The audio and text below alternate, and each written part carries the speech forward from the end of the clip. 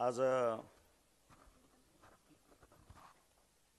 मोह्याला मला गर्दी कमी दिसते संदीप, कशामुळे मला माहित नाही खरं तर, मी लवकर आलो. बर बर ठीक आहे. आज जवळपास 6 ते 7 सभा आहेत टोटल, आणि मी माझ्या सर्व मोहवासियांना सांगू इच्छितो की गेले 15 दिवस नागपूर असेल, वर्धा असेल, सोलापूर, माढा लोकसभा मतदारसंघ, मावळ, बारामती ह्या ठिकाणचं जुगाड लावणे आणि फिरणे आणि सगळं करून पुन्हा आपल्या धाराशिवमध्ये येणे, एवढं रात्रदिवस काम चालू आहे. त्याच्यामुळं प्रत्येक ठिकाणी लोकांच्या अपेक्षा आहेत की एक 5 मिनिट बोलावं, 10 मिनिट बोलावं, कुणाला तरी घरी जाऊन भेटावं, आणि त्या पद्धतीची आम्ही पराकाष्ठा करतोय. आमची सर्व यंत्रणा त्या पद्धतीनं चालू आहे. आमचे तालुका प्रमुख असेल, जिल्हा प्रमुख असेल, आमचे संपर्क प्रमुख असतील, शाखा प्रमुख असतील, प्रत्येकजण आपापल्या पद्धतीनं ताकदीनं काम करायचा प्रयत्न करतोय. आणि तुम्ही बघितलं असेल, संदीप माझ्याबरोबर काम करायची इच्छा तुम्हाला होती. जसं तुम्ही स्वाभिमानी आहात तसं मी स्वाभिमानी आहे. स्वाभिमान आणि अहंकार, मला वाटतं अध्यात्मामध्ये ह्याच्यामध्ये फरक आहे. मी सांप्रदायिक पंथातला माणूस आहे. स्वाभिमान प्रत्येकाला असलाच पाहिजे, पण स्वाभिमान असताना अहंकार असता कामा नये, हा फरक आहे. कारण आपण काम करत असतो. तुकाराम महाराजांनी सांगितलेलं आहे, संसार करावा नेटका. म्हणजे फक्त संसारच करा असं म्हटलेलं नाही, संसार करत करत परमार्थही साधला पाहिजे. आणि परमार्थ करत करत नुसता परमार्थच करायचा का, विठ्ठल विठ्ठल विठ्ठलच करत बसायचं का, त्या ठिकाणीही मोक्ष नाही. आणि नुसता संसार करत असताना त्यावेळेसही मोक्ष नाही. आणि म्हणून संसार करत असताना परमार्थही साधला पाहिजे. नेमकं परमार्थ म्हणजे काय आणि संसार म्हणजे काय, ह्याच्याही व्याख्या आपल्याला कळणं गरजेचं आहे असं मला वाटतं. संसार करत ज्यांच्या पोटी आपण जन्माला आलो, जे कार्य पूर्ण करण्यासाठी जन्माला आलो, सगळे जगतात की. कुत्री मांजरं सुद्धा जन्माला येतात. 84 योनीच्या ह्या माध्यमातून सगळा हा विश्व चाललेला आहे. त्याच्यातली एक जात म्हणजे मानव जात, मनुष्य धर्म. आणि पारंपरिक पद्धतीनं जे कार्य आपण करत असतो ते आपण करतो. आणि त्याच्यातून परमार्थ, परमार्थ म्हणजे विठ्ठल विठ्ठल करणे नव्हे, ज्याला ह्या मानवी धर्माची गरज आहे. भारतीय संस्कृतीप्रमाणे जे जे वंचित आहेत, जे जे दुःखी आहेत, ज्याला आपली गरज आहे, आपापल्या पद्धतीनं समोरच्याच्या पद्धतीनं त्याला आपला मदतीचा हात देणं, समोरच्याचा अश्रू पुसणं म्हणजे परमार्थ. परमार्थाची माझ्या लेखी व्याख्या ही आहे. आणि संसाराची व्याख्या ही जे चालू आपण करतोय ती आहे. आणि म्हणून आपण आपलं कौटुंबिक जीवन जगत असतो, जमल त्या पद्धतीनं जनसेवा करत असतो, लोकसेवा करत असतो. आणि लोकशाहीच्या माध्यमातून प्रत्येकाला आपलं मत मांडणे, आपल्या इच्छा व्यक्त करणे. मग मी ह्या ठिकाणचा नेता होऊ शकतो का, मी लीडर होऊ शकतो का, मी जिल्हा परिषद लढू शकतो का, मी आमदारकी लढू शकतो का, मी खासदारकी लढू शकतो का, डेफिनेट प्रत्येकाला अधिकार आहे. आणि ते करत असताना आपल्या बुद्धीत असणारी ताकद, आपली पोटतिडीक, सर्वसामान्याप्रती, वंचिताच्या प्रती आपल्या मनात असलेली प्रेमभावना, आणि त्या ठिकाणी त्यांचा उद्धार करण्यासाठी, त्यांना मदत करण्यासाठी आपलं सर्वस्व देणं, ही त्यागाची भावना ज्याच्याकडं असेल त्यानंच ह्या जनसेवेमध्ये, ह्या लोकशाहीच्या संग्रामामध्ये उडी घ्यावी, ही माफक अपेक्षा मी व्यक्त करतो. मग मला जिल्हा परिषदेचा सदस्य व्हायचा आहे, मला खासदार व्हायचा आहे, मला आमदार व्हायचं आहे. हे कशासाठी व्हायचं आहे हे एकदा जनतेनं विचारणं गरजेचं आहे. कशासाठी व्हायचं आहे हे सगळं. आणि मी वैयक्तिक माझ्या बाबतीत सांगायचं झालं, माझा राजकारणात हा ॲक्सिडेंट आहे. मला हे काही व्हायचं नव्हतं. मी परत एकदा तुमच्या सगळ्यांच्या साक्षीने ह्या व्यासपीठाच्या बऱ्याच मंडळीला माहीत आहे, हे व्यासपीठ माझं नाहीये, राजकारण माझे असणं हे माझा धर्म नाहीये.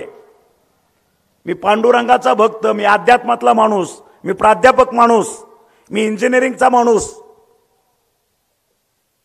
50 रुपयाच्या कॉट बेसिसवरती पुण्यात राहणारा माणूस, 700 रुपयावरती नोकरी धरलेला माणूस, ही माझी खरी ओळख आहे. आणि ती ओळख सांगताना मला लाज वाटत नाही, मला त्याचा अभिमान वाटतो, मला त्याचा अहंकार नाहीये. आणि मग हे करत असताना जनसेवा हे व्रत घेऊन जाणं, आपल्या आसपासची लोक काय पद्धतीने चालतायत, आपण कुठल्या पद्धतीने चाललोय, आपला समाज काय पद्धतीने चाललोय, जो धाराशिव जिल्हा आकांक्षित जिल्हा म्हणून ओळखला जातो, गेले 75 वर्षे स्वातंत्र्य मिळाल्यापासून हे जी लाज आपल्याला कोणालाच वाटत नाही. आकांक्षित जिल्हा मानायचं, भाषणात आदरानं सांगायचं, भारतामध्ये माझा जिल्हा 3 नंबरचा मागासलेला आहे, हे अभिमानानं सांगतात लोक आपले. अजिबात लाज वाटत नाही हे सांगताना. मग का आकांक्षित जिल्हा राहिला, का मागासले पण राहिलं, का पाण्याची व्यवस्था आतापर्यंत झाली नाही गेल्या 75 वर्षात असं म्हणू, आजही झालेलं नाही, होते हा नंतरचा भाग आहे. मग का झाले नाही, का मोठमोठे उद्योगधंदे आले नाहीत. आणि ह्याच्यापेक्षा सुद्धा जे काय अस्तित्व ह्या धाराशिव जिल्ह्याचं सहकारामध्ये होतं, साखर कारखानदारीत असेल, दूध उत्पादनामध्ये असेल, खव्यामध्ये असेल, डीसीसी बँक असेल, त्या डीसीसी बँकेमध्ये 750 कोटीचं डिपॉझिट होतं. तुमच्या काळात ज्यावेळेस वसंतदादा मुख्यमंत्री होते त्या काळात हे वैभव होतं ह्या धाराशिव जिल्ह्याचं. मग ते वैभव रसातळाला कोणी घालवलं, ह्याचाही विचार करणं गरजेचं आहे. आणि मग हे दूध संघ वगैरे वगैरे जे काय सर्व जे सामाजिक संस्था, सहकारातल्या संस्था आहे, त्या बंद पाडायच्या, मोडून खायच्या, सर्वसामान्यांना देशोधडीला रावायचं. जर आपण धाराशिव जिल्ह्याचा नकाशा बघितला, इथले तालुके बघितले, आणि मी सगळ्याला माहित आहे त्याच्यातलंच मी बोलतोय, तुमच्या जे पोटात आहे ते मी फक्त ओटातनं बोलतोय, तुमचीच भाषा बोलतोय, तुम्ही बोलत नाही, मी बोलून दाखवतोय, हा फरक आहे. आज आपल्या घरटी एकदोन पोरं आपली गाबडी म्हणतो मी, आमच्यासारखेच पोटासाठी आपण पुणे मुंबई ठाण्याला गेलोला जगायला.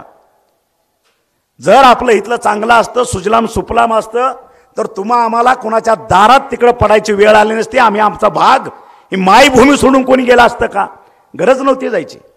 तुम्ही आम्हाला भाग पडला इथनं जायला, विस्थापित व्हायला, आणि त्या ठिकाणी लोकांचे पाय धरून आम्ही आमचं साम्राज्य उभा केलं. त्याही लोकांचे उपकार मानले पाहिजे आपल्याला.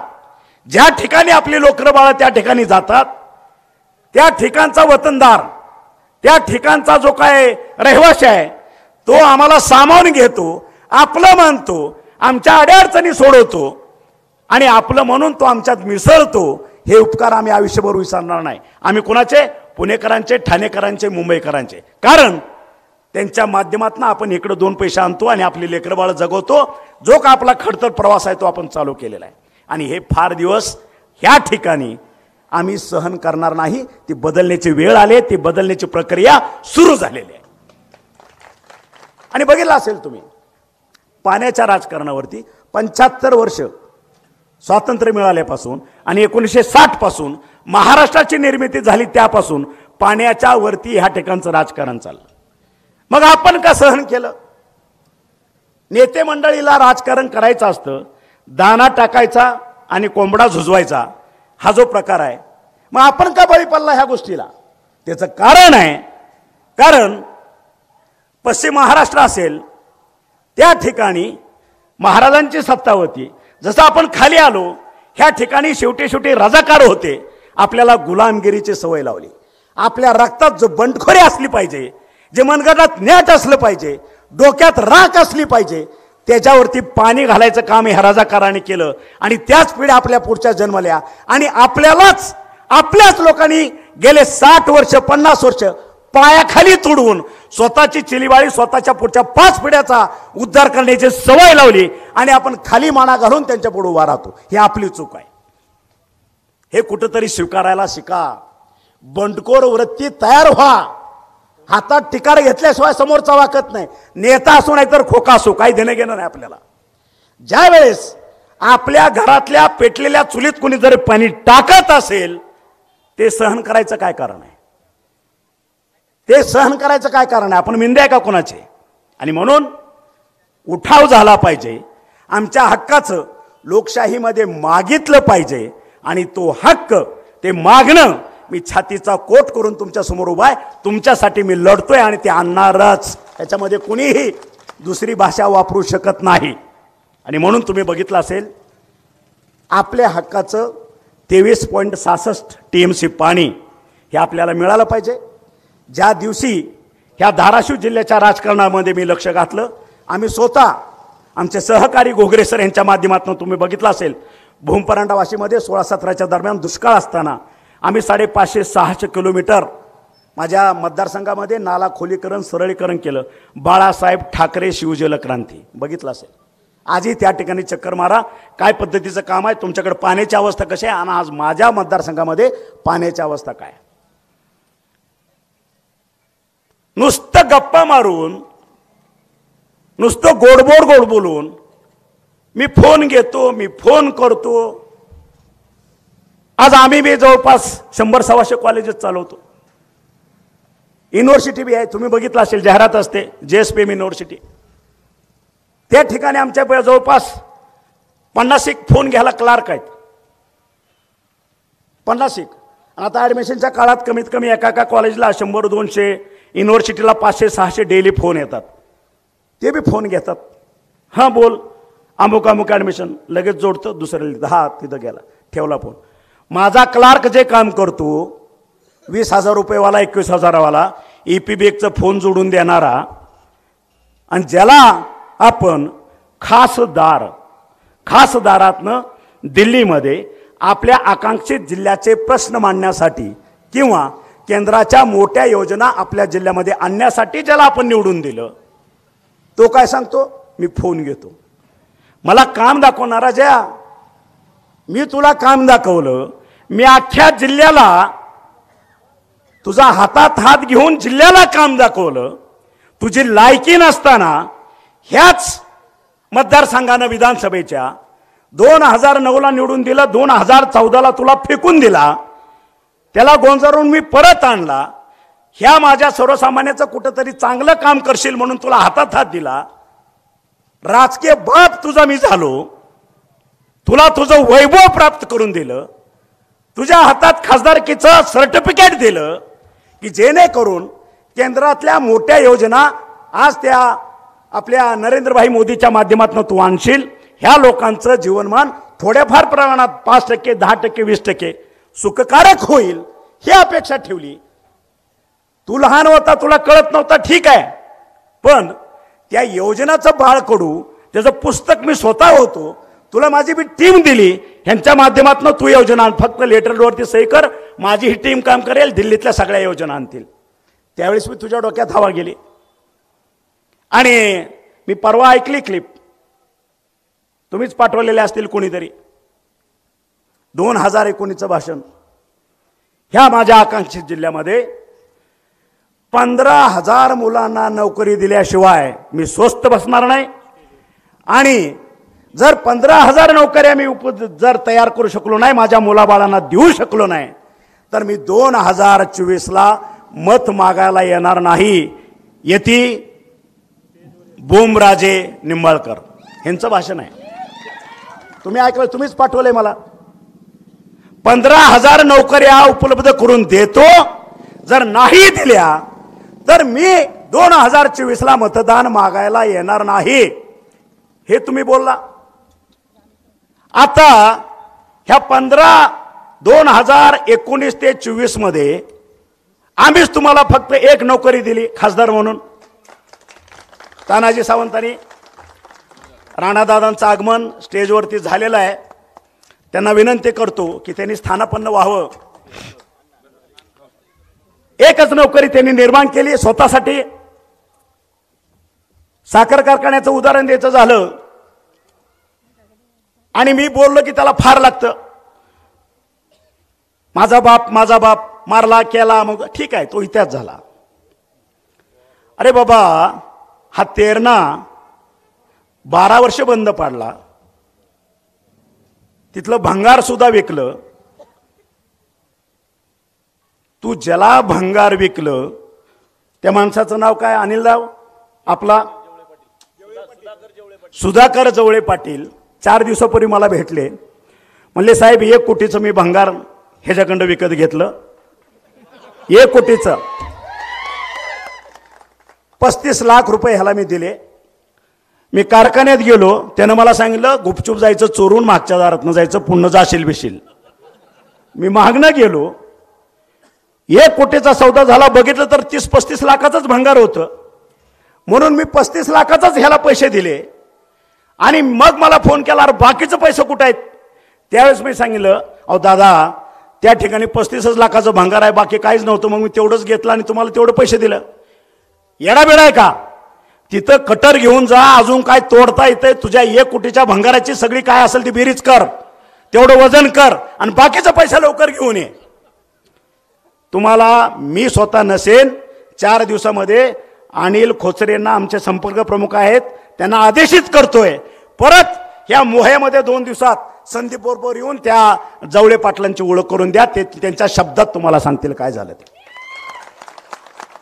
ही वस्तुस्थिती आहे. आज तेरणा परिवार आणि तेरणा सहकारी साखर कारखाना ह्या धाराशिव जिल्ह्याचा नव्हे, संपूर्ण महाराष्ट्राच्या अस्मितेचा प्रश्न होता. तो तुम्ही बंद पाडला, राख रंगोळी केली. 36,000 सभासद, 36,000 कुटुंब मी समजतो. त्यांच्या ऊसाचा प्रश्नाचा विचार काय झालं? त्यांच्या शेतीचं काय झालं? ह्या कारखानदारीवरती अवलंबून असणाऱ्या माझ्या कामगाराचं काय झालं? ह्या कारखानदारावरती अवलंबून असणाऱ्या माझ्या व्यापाऱ्यांचं काय झालं? आखी ढोकी जे काय बाजारपेठ होती ती पार बेची राख झालेली होती. 12 वर्ष एक तप झालं ना.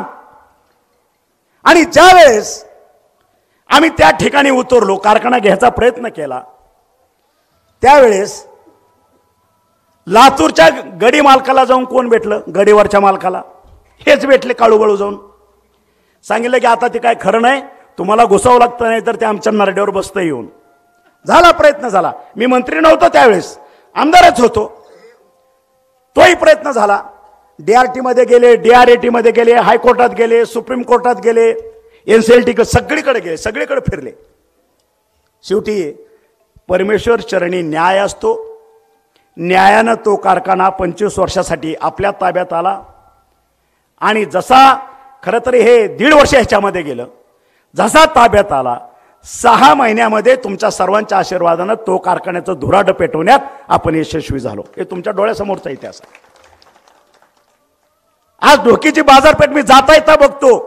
पूर्वी मी लातूरला जात होतो बार्शीवरनं, त्यावेळेस बघत होतो आणि आजही बघतोय.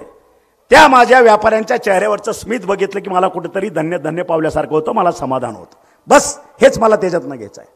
आणि म्हणून मगाशी जे मी सांगितलं, संसार आणि अध्यात्म, संसार आणि परमात्मा ह्याच्यातलं जी जोड आहे ती अशी आहे. कारखाना घेतला, मी संसार केला, त्यातनं आज हजारो लोकांच्या चुली पेटल्या, त्याच्यातून साधलेला तो परमार्थ आहे. ही जोड आहे. ते मला ह्याच्यापेक्षा आणखी मला वाटतं खोलात जायची काय गरज नाही असं मला वाटतं. आज डायरेक्ट इनडायरेक्ट आज वाशीचा शिवशक्ती असेल, वाशीचा नरसिंह असेल, सोनारीचा भैरवनाथ असेल, साखर कारखाना परांड्याचा आपला, ह्या ठिकाणचा तेरणा असेल, आता हो घातलेला बोरवंटीचा जे मगाशी आठवण केली, या वर्षभरामध्ये तो येईल. बार्शीचं भगवंत कॉलेज बंद पडलं होतं ते चालू केलं. JSPMच्या माध्यमातून हजारो लोकांना नोकऱ्या दिल्या. आणि आज ह्या सगळ्या साखर समूहाच्या माध्यमातून आपण कमीत कमी 15 ते 20 हजार डायरेक्ट इनडायरेक्ट लोकांना रोजगार उपलब्ध करून दिला. हा माझा परमार्थ, हा माझा परमार्थ आहे. म्हणून परमार्थ, अध्यात्म आणि संसार हे जी जोड तुकाराम महाराजांनी ही अशी सांगितलेली आहे. स्वार्थ आहे का? आहे, होतोय ना स्वार्थ. ज्या परांड्याला 1250 टनी कारखाना पहिल्यांदा नवा जुना करून उभा केला, त्या कारखान्याचं पहिलं उद्घाटन राणादादांना कितपत माहीत आहे मला माहीत नाही, ह्या त्यावेळचे खासदार डॉक्टर पद्मसिंह पाटील यांच्या हस्ते झाला. मला वाटतं शुभ हाताने झाला असावा, कारण आज त्या 2008ला उद्घाटन केलेल्या 1250 टनी जुन्या नव्या मशिनरी वापरून एका कारखान्याचे आज भैरवनाथ उद्योग समूह महाराष्ट्रामध्ये 9 साखर कारखाने चालवतो. किती? 9 साखर कारखाने चालवतो. म्हणजे ज्या हेतून ते आले, ज्या हेतूने त्या ठिकाणी मोडी टाकली गेली, मला वाटतं त्याच्यात सुद्धा त्याचं यश दडलेलं आहे. आणि म्हणून आज जर कोणी नाही ते तेरणा तिथं भूत आहेत, अहो ते मोठं भूत काढून टाकलं ना आपण, आता तुम्ही नका चिंता करू, ते भूत बी तिथं येणार नाही, त्या भूताची नजरही त्या ठिकाणी लागणार नाही, आणि ते भूत आपण आपल्या जिल्ह्यातनं कायमचं विस्थापित करू, हे तुम्हाला आज मी वचन द्यायला ह्या ठिकाणी आलेलो आहे. कारण आपल्याला विकास हवाय. आपली घरटी 2-2 पोरं आपल्या मायभूमीपासून आपल्याला तिकडं जगायला पोटावरती ठेवायचे नाहीत, ते आपल्याला माघारी आणायचं आहे. आणि म्हणून 7 टीएमसी पाणी तुम्ही बघितलं असेल, जेऊर बोगद्यातनं मिरगव्हाणापासून लिफ्ट करून ते पाणी आपल्या कोळगावमध्ये येणार आहे. आणि बंद नलिकेतनं ते पाणी आपलं भूम, परांडा, वाशी, कळंब, धाराशिव, तुळजापूर, उमरगा, लोहारा आणि बीड जिल्ह्यातील आष्टी एवढ्या तालुक्याला ते 7 टीएमसी पाणी आपलं येणार आहे. त्याची प्रायोरिटी बदल्याचं काम ह्या तानाजी सावंतनं केलं. आणि जसं सत्तांतर झालं, सत्तांतर झाल्याबरोबर आपले मुख्यमंत्री एकनाथजीभाई शिंदे आणि उपमुख्यमंत्री हे दोघच मंत्री होते, देवेंद्र फडणवीस, पहिल्याच कॅबिनेटमध्ये जवळपास 16,500 कोटीचं बजेट आपल्या बोगद्यावरती टाकलं. आज 90% काम पूर्ण झालेलं आहे. तुम्हाला जर पाहिजे असेल तर ते व्हिडिओ क्लिप मी स्वतः त्या बोगद्यात उतरून आलेलो आहे, ते तुम्हाला पाहायला मी पाठवून देतो. पाण्याचा प्रश्न गेले आता येत्या 6 महिने, फार उशीर झाला, वर्षभरात संपेल. सुजलाम सुफलामचा 1 टप्पा आम्ही त्या ठिकाणी पूर्ण करू. राहिला दुसरा विषय, मोठमोठे प्रोजेक्ट आणि ते, आणि मला जे आणखी बोलायचं आहे तो डीसीसी बँक. जो चोर खासदार भंगार विक्या आणि भंगार चोर, ह्या भंगार चोरांना डीसीसी बँकेमध्ये परत लोकांची दिशाभूल करण्याचा प्रयत्न केला. कुठली दिशाभूल? त्या नागपूर बँकेचा आमचा काय संबंध नाही. नागपूर डीसीसी, धाराशिव डीसीसीचं, त्यांनी धाराशिव डीसीसीचे पैसे त्याच बँकेत होते नागपूरला, आणि हायकोर्टाचा निकाल लागला आणि त्याच्यातनं डीसीसी उस्मानाबाद ह्याला क्लीन चिट मिळालेली आहे. अरे किती खोटं बोलतो राजा, अजून मी खोटच. अरे तुझे बाप म्हणून आम्ही इथं बसलोय ना, आम्ही डिग्री मिळवल्या, PhD मिळवली, ही घासून मिळवलेली आहे. तुझ्यासारखा 10वी-12वीचा विद्यार्थी म्हणून राहिलेला नाही आम्ही. हा फरक आहे तुझ्यात आणि आमच्यात. दादा इंजिनिअरिंगचे ग्रॅज्युएट, तानाजी सावंत 1986चा इंजिनिअरिंगचा गोल्ड मेडलिस्ट, साखरेवरती मी PhD केलेले आहे, मी रिसर्चर आहे. आजचा उमेदवार जो उभा आहे, आमची ताई सौ अर्चना पाटील, ही स्वतः इंजिनियर आहे. तो कुणाला फसवतो, कुणाला डोकं लावतो, त्याची लाज बी वाटत नाही ह्याला. इतका निर्लज्ज माणूस ह्या महाराष्ट्राच्या पाठीवरती मी पहिल्यांदा बघतोय, त्याचा अनुभवतोय मी. आणि म्हणून मला आमचे सहकारी म्हणतात, आता कालच्या सभेत विभागाच्या सुधीरांनाच्या आमचे अनिल बोलले, तानाजीराव तुमचं एक सांगतो म्हणले साहेब, तुमचं मीठ चालणे. आता कुणाचं मीठ आणू मला हेच कळेना. मी इतक्या लोकांना माझं मीठ चारलं, इतक्या लोकांना एवढ्या उंचीवरनं त्याची उंची आकाशा इतकी केली, आणि ते माझ्या डोक्यावरती काय म्हणायचं ते केलं. आता मी काय करू शकतो त्याला? आता अनिलराव तुम्हीच सांगा, मीठ बदलायचं म्हणजे काय करायचं? चला जाऊ टाटाकडं. हे सगळी मीठ आपली आणली ठरली, त्याला इलाज नाही. आणि म्हणून डीसीसी बँकेच्या बाबतीत तो विषय मागं पडेल. नागपूर डीसीसी बँकेनं धाराशिव डीसीसी बँकेमध्ये 30 कोटीचं डिपॉझिट ठेवलं होतं, बरोबर? ते 30 कोटीचं डिपॉझिट, ह्याचे जे पितामह म्हणतो मी, त्याला बाप म्हणलं की राग येतो, हे जे पितामह म्हणू आपण, पिताश्री म्हणू, बरोबर आहे? ह्याने ते पैसे उचलले, होम ट्रेड शेअरमध्ये गुंतवले. ते पैसे बुडाले का बुडवले ते माहीत नाही. आज डीसीसी धाराशिव ही DCC नागपूरला त्या 30 कोटीचे आज 90 कोटी देणं लागतं. हे रेकॉर्डवरती आहे, चेक करून बघा. किती? 30 कोटीचे 90 कोटी देणं लागतं. म्हणजे हे पितामह राजे ह्याने बँक बुडवली. माझ्या सर्वसामान्य शेतकऱ्याचे 2-2, 5-5 हजाराच्या फिक्स डिपॉझिट आजही त्याला मिळत नाहीत. ही वस्तुस्थिती आहे. मग त्या भडव्याला लाज नाही वाटत? आज माझा म्हातारा कोतारा तिथं काठी टेकत जातो, 5 हजाराची पावती घेऊन जातो. 20 वर्षापूर्वी माझ्या बाबानं माझ्या पोराने ठेवले, मला पैसे द्या. त्या बँकेतनं पुन्हा उलट तपासणी मागून येतो, कारण बँकेत पैसे द्यायला नाहीत, बँक रसातळाला गेलेले. हे कुणाचं कर्तृत्व? तुझं आणि तुझ्या बापाचं. आणि म्हणून ही जी खादरावळ आहे, ही शेण खाणारी अवलाद आहे, ही आपल्याला येत्या 7 तारखेला नेस्तनाबूत करायचं आहे. हे तुमच्या माध्यमातून करायचं आहे, हे ठासून सांगतो. आणि त्यानंतर येणारा विकास, येणारा पर्वकाळ चांगला असेल अध्यात्मातला माणूस म्हणून सांगतो. कारण जनतेची सेवा करण्यासाठी सुद्धा एक व्हिजन लागतं, एक ताकद लागते, एक दानत लागते. 2019ला माझ्या तालुका प्रमुख जावळे प्रचंड मेहनत केली. जुना आमचा शिवसैनिक रात्र दिवस पळाला. अचानक अटॅक आला, त्रास झाला, 2-3 दिवस ICU मध्ये राहिला, वारला. त्या कालावधीमध्ये ह्या माजी खासदाराला त्यानं 4 वेळा फोन केले. त्याच्या कुटुंबानं असा तो ॲडमिट आहे, जरा मदत करा, काहीतरी करा. ह्या गाड्यानं फोन स्विच ऑफ करून ठेवला. दुर्दैवानं त्याच्यात अंत झाला. जसं मला हे कळलं तसं मी तडक पुण्यावरनं निघालो. डायरेक्ट आम्ही त्याच्या घरी गेलो, त्याच्या कुटुंबाला आधार दिला, 10 लाखाची मदत केली आणि स्पष्ट सांगितलं, तुझ्या डोक्यावरती पोराच्या आणि तिची मुलगी दोघांनाही सांगितलं, कुठलंही कर्ज, कुठलाही सावकार काही असल, हा माझा नंबर त्याला सांगायचा, ह्या माणसाला भेट, हे सगळं तुझं देणं तिकडनं देईल. आणि त्याच्यानंतर त्याच्या मुलाला BIT कॉलेजवरतीमध्ये परमनंट नोकरी देऊन टाकली. ते संसार आज सुखानं मी तो सुरू केला, चालवतोय. आज मराठा क्रांती मोर्चाच्या माध्यमातून 40 लोकांनी जे बलिदान दिलं, त्याच्यातली जवळपास 70% कुटुंब ह्या तानाजी सावंतनं दत्तक घेतलेले आहेत, त्यांच्या मुलाबाळाच्या खर्चासहित घेतलेले आहेत. त्याच्यानंतर आत्ता नवीन ज्यावेळेस आम्हाला OBC मध्ये घेऊन सुरू झालं, त्यामध्ये जवळपास माझ्या उद्योग समूहानं 2 कोटीचं वाटप, माझ्या जे बलिदान माझ्या मराठी बांधवाने दिलं, माझ्या मराठा बांधवाने दिलं, त्यांच्यासाठी. हे काय खारीचा वाटा आहे? आरक्षणासाठी आम्ही झगडतोय, आम्ही आमच्या पद्धतीने प्रयत्न करतोय, पण ते अंतिम सत्य नाही. जे वास्तव आहे त्या वास्तवाला सामोर घेऊन उराशी बाळगून पुढे रस्त्याचं हे करायचं असतं, संक्रमण करायचं असतं आणि येणाऱ्या संकटाला सामोरं जायचं असतं.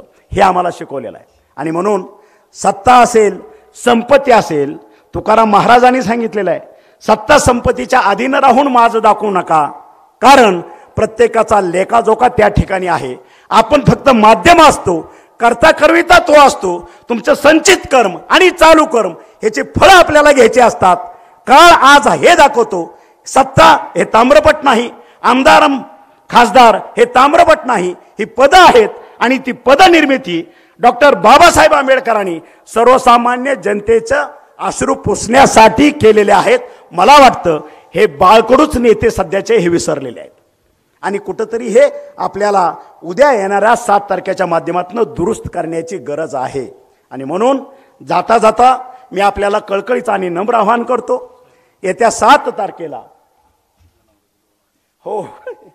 येत्या 7 तारखेला आमच्या भगिनी सौ अर्चना पाटील यांचं चिन्ह घड्याळ आहे महायुतीतलं. त्या घड्याळाच्या पुढचं बटन दाबून त्यांना प्रचंड मतानं विजयी करावं एवढं आव्हान करतो. आणि 4 जूनला ज्यावेळेस मतपेट्या उघडल्या जातील, धाराशिवकरांना त्या ठिकाणी धन्यवाद देण्यासाठी आणि जल्लोष साजरा करण्यासाठी परत आपण एकत्र येऊया, हे तुम्हाला मी आग्रहाची विनंती करतो. आता संदीपनं जो प्रश्न सांगितला, त्याला वाटत होतं की ह्या बोलण्याच्या ओघात साहेब बरोबर विसरतं काय की दवाखाना, जनावराचा दवाखाना. पण संदीप, मला एक अगोदर सिरियसली सांगतो, ह्या कळंब आणि धाराशिव हे आसपास जी 2 जनावरं जी फिरतायत, जी 2 जनावरं आहेत, ह्याचा पहिला बंदोबस्त करा. मी गाड्या घोड्या पाठवून देतो अगोदर. ह्याला इंजेक्शन द्या. आपण डांबतो, काय करायचं तुम्हाला माहित आहे. आपण बैलाला काय करतो, बरोबर आहे. पण पुन्हा संदीप म्हणेल हे करायचं, पण माझ्याकडे दवाखाना कुठं आहे, बरोबर आहे.